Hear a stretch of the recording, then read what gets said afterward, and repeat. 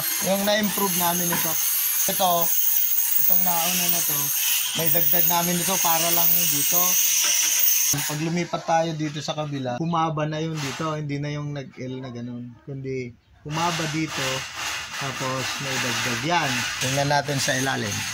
Makikita po natin, yun, yung cut niya dito na parang letter U.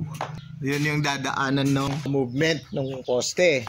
Pag binaba po natin to, yung dito space niya dito, yung tutukod naman ito. Ito tinapyasan namin ito kasi baka tumama yan dati. Ayan. Nahanap natin. Sa susunod may i-adjust pa ulit kami dyan eh. Pagbabang ganyan, maganda yung lapat nitong frame dito. Pag maayos po natin ito, pare-parehas po sa lahat, consistent sila. Tingnan naman natin. Pinagtayo ba?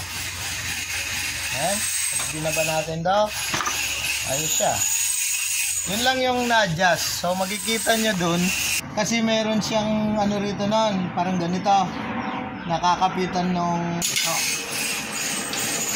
Inalis namin dito kasi yun, bubunggo siya rito nun.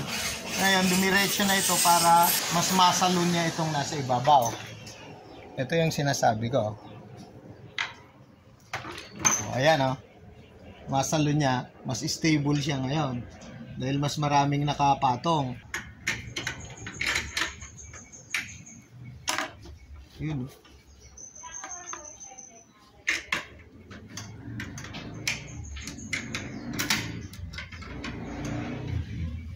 So ayan.